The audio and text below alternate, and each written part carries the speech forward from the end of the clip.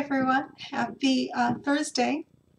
Past couple of weeks have kind of gotten away from me, and I apologize. I haven't been consistent with the videos. Of course, we have had a lot of things happening personally as well. My youngest daughter just got her first car. We spent a good chunk this afternoon making sure that it was licensed, registered, and insured so she can drive it legally. Don't want her driving when she's not supposed to be. And of course, I'm still reeling from the events in Las Vegas. Now, I had friends that were down there that weekend. They fortunately had to come back early, so they didn't go to the concert, but it's still kind of rattling.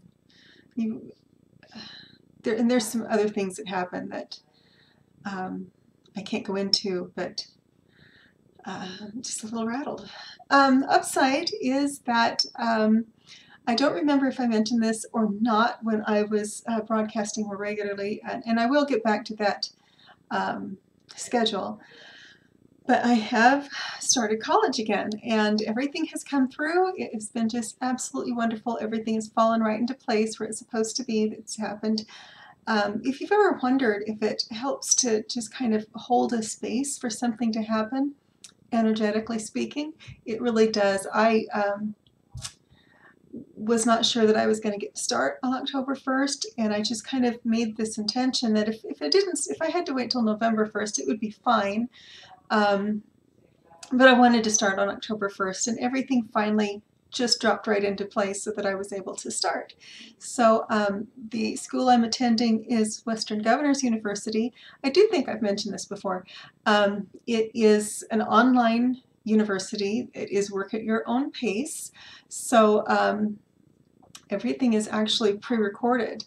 And it's the great thing is that I have wonderful access to the faculty and staff by phone or email. I talk to my mentor once a week. So it's not like I'm just being left lost in the woods to try to figure all of this out. So I have been working about 16-hour days between work and school because since I can work at my own pace, I want to get through this as quickly as possible. For one thing, I'm not getting any younger, and for another thing, it's not getting any less expensive as time goes on. So my plan is to get my bachelor's degree in accounting, to get a bachelor's degree in marketing management, because business management is actually so close to accounting, I can't do it as another degree. And then I want to get my MBA, and then I want to sit for the CPA exam. So I have a ton of wonderful things going on, and I'm really, really, really excited about it. And with that said, I wanted to jump right into the idea of setting good goals. All of this is due to setting the right kind of goals. And, kind of by that, I don't just mean,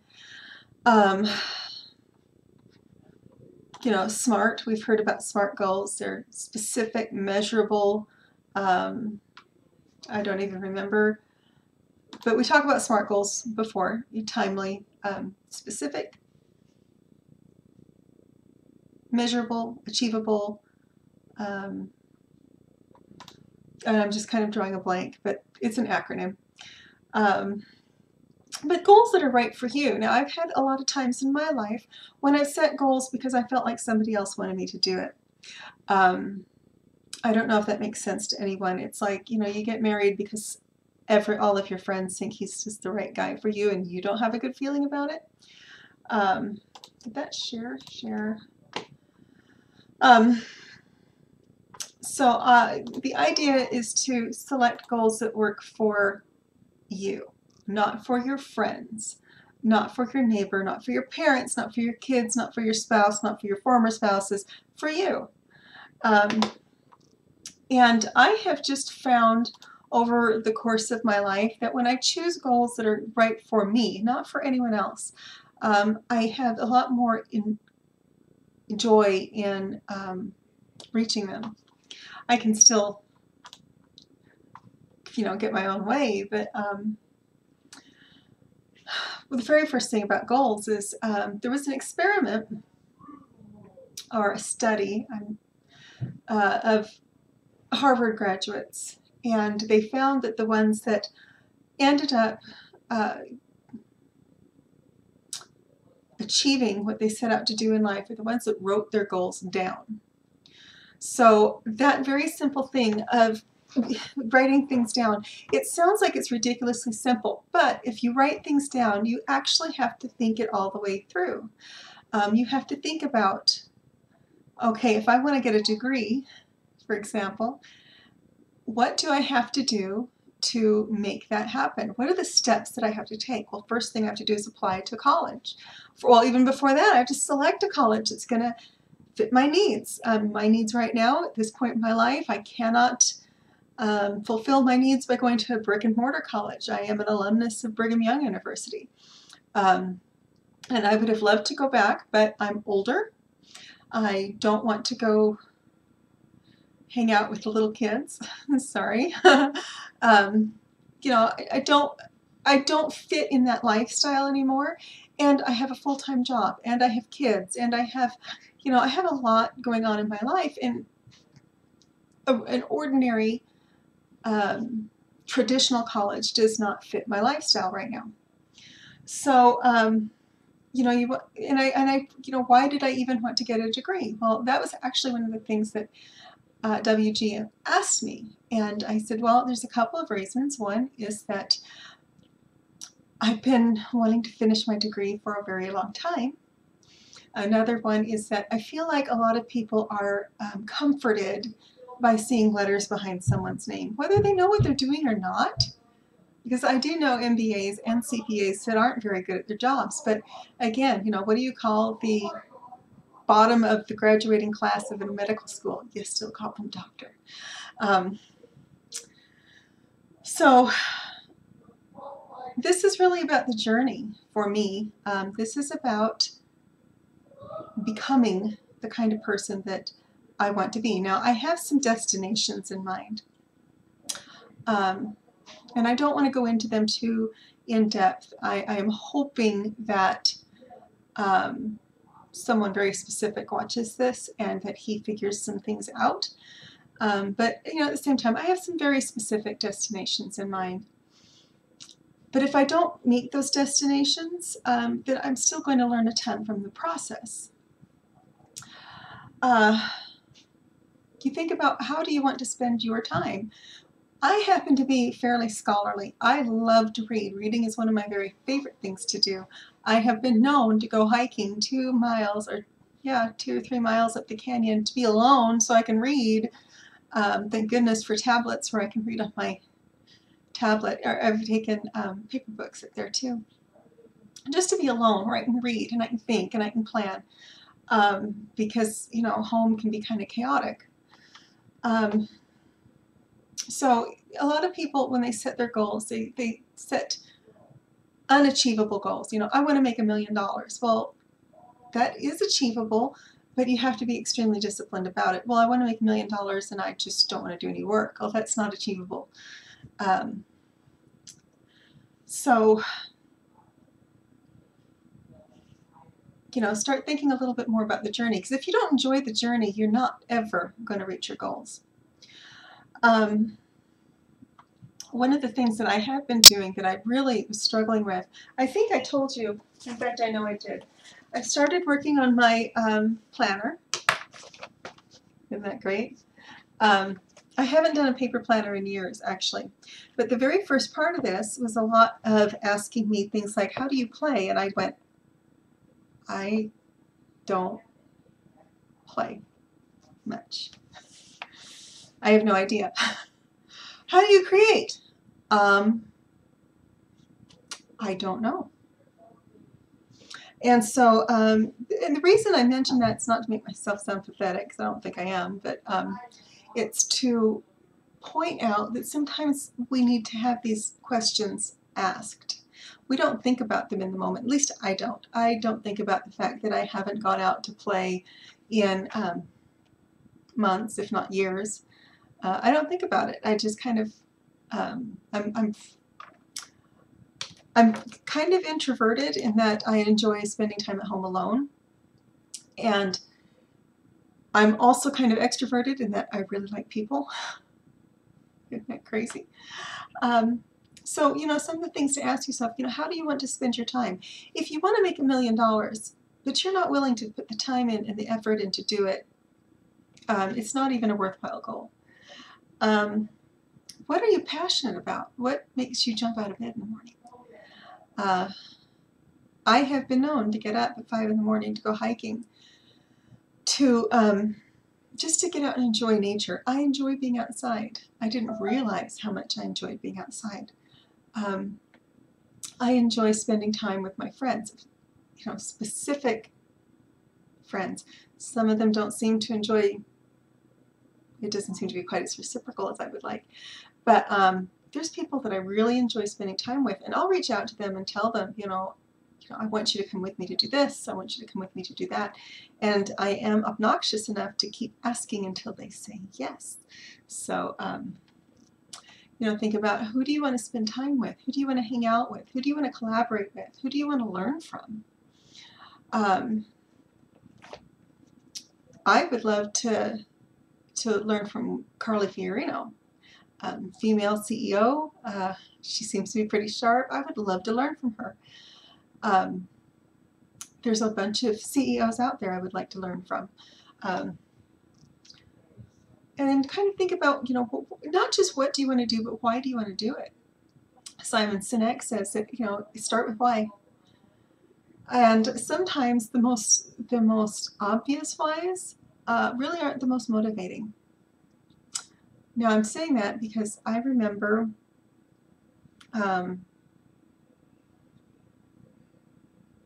about 16 more years ago than I want to count, I got my real estate license, and I probably could have been pretty good at real estate if I'd stuck with it. But I was very poor and didn't have enough money for the training. I had put everything I had into real estate school. I was really trusting my brokers to kind of take care of me, and they didn't do that. And I wanted to make plenty of money, and I thought that real estate would be a great way to do that, and it is, by the way. But for that time in my life, about that time I lost 2 of my kids, and it was due to a really ugly child support, child custody case. And what had nothing to do with my fitness as a parent, but it was just due to a lot of playing and gaming and unethical behavior on my ex-spouse's part. And so I ended up trying to fight for my kids. They were in Tennessee. I was in Utah. And I had no money, and I had no resources, and I had very few friends. And because I tend to be more introverted, because I retreat from social contact when I'm depressed or when I'm going through hard times, it's when I kind of retreat from people. Only a very few people knew what I was going through. And one of my colleagues was saying, well, you've got this great reason, you've got this great why to do all of this. And what he didn't realize was that I already knew. I knew that no matter what I did, it wasn't going to be enough. I just knew, because I knew my ex. I knew how he was. And so he was trying to motivate me with that. But you would think that would be really, really motivating. Sometimes it's demotivating. The things that motivate one person don't motivate another. Like I said, in this particular case, where I was getting notices of motions days after the motion had already been heard and granted, this was really kind of underhanded on my ex's part. So, I would get a notice of a hearing, but it would be after the hearing date. So I already knew that that I was going to try. I was going to do everything that I could, and I did, but I already knew that the deck was stacked against me. So everybody's saying, well, you can do this for your kids, and I'm going, I think it's kind of hopeless. I'm not sure if I'm explaining that very well. But I guess the point is that what motivates one person doesn't necessarily motivate another person. What you find incredibly motivating and incredibly something you're incredibly passionate about, money is a really good one. I don't find money to be very motivating all by itself. There is some motivation if I know that I'm going to get a fair amount of money, but it's not something that I sit around and get passionate about. I'm not going, I want a big house up in the Highland Heights, and I want a cleaning lady, and I want a Ferrari, and I want a Porsche, and I want a Lamborghini, and if I have all that, that not one thing about that motivates me at all. What does happen to motivate me is relationships, because my attitude towards money is that money's always there, money always comes, it's just an energy. My kids are almost grown. I don't need a big house. I need a nice little condo, somewhere where I can plan to retire. In the next, I'll probably work right up until lunchtime on the day of my funeral, but that's kind of where I'm going. I'm looking at, I'm going to have an empty nest. And when that happens, I don't need a big house. I just don't. So a big house doesn't motivate me. I've lived in big houses. My parents have owned big houses. A big house it's a house, it's just a thing. Things don't motivate me. Like I said, in my case, what motivates me is relationships. There's one relationship in particular that motivates me more than anything. But it's relationships. If you want to motivate me, hey Donna, go get this done, and then let's go out to dinner. Because I would rather spend time with people than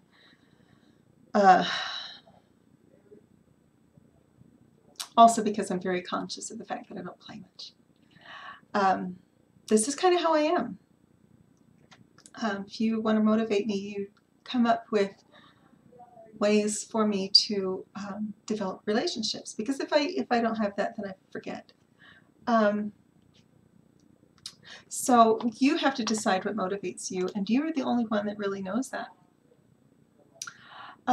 So let's kind of take an example of Chris, who is a mid-career finance executive. This is from Fast Company, by the way.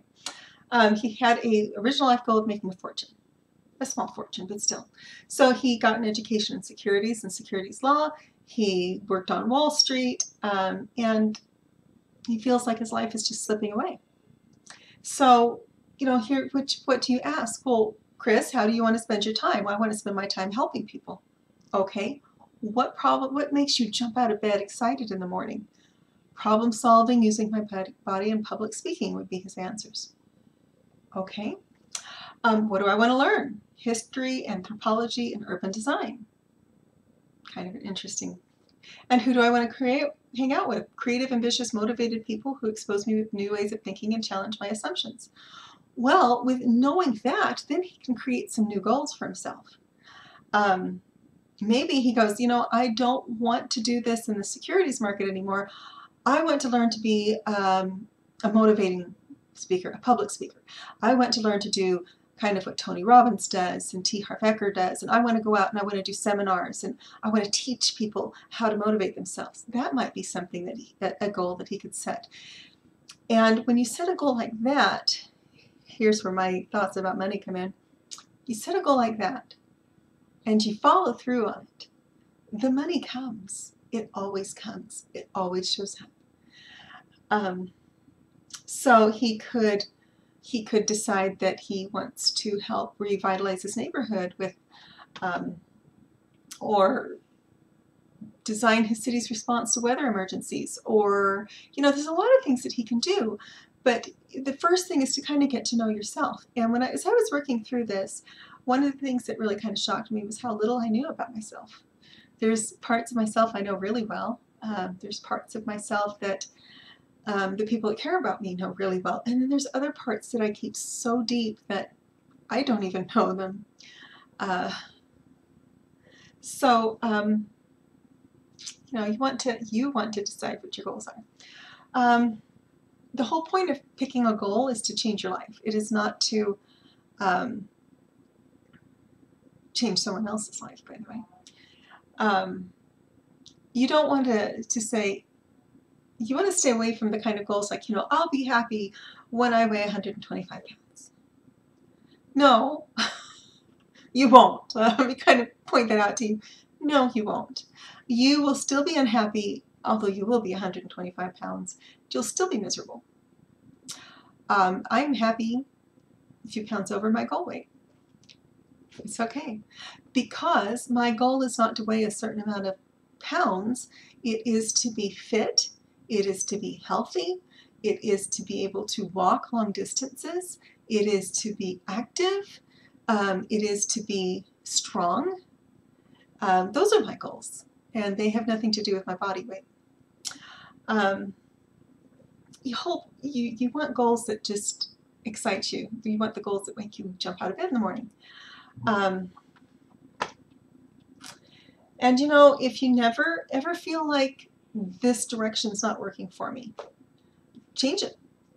I have no problems with after I'm done with my first few classes, if I look at that and go, I really think accounting is boring, maybe I would shift and go back into information technology. There's nothing wrong with that. Absolutely nothing. That's kind of it for today. I'm sorry, I was a little bit more personal than I usually am, I think.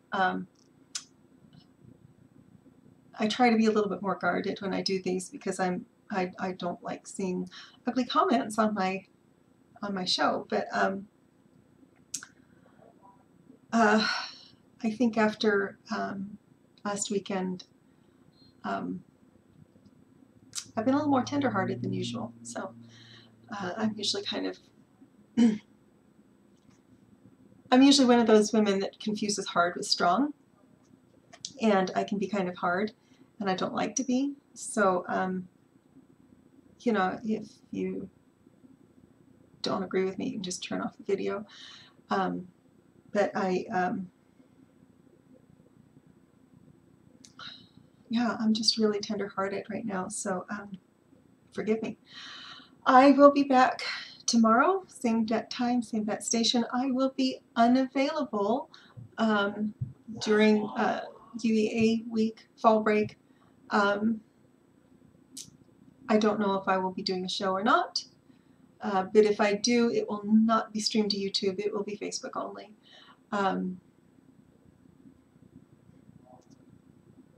So you guys have a wonderful evening. I will talk to you tomorrow.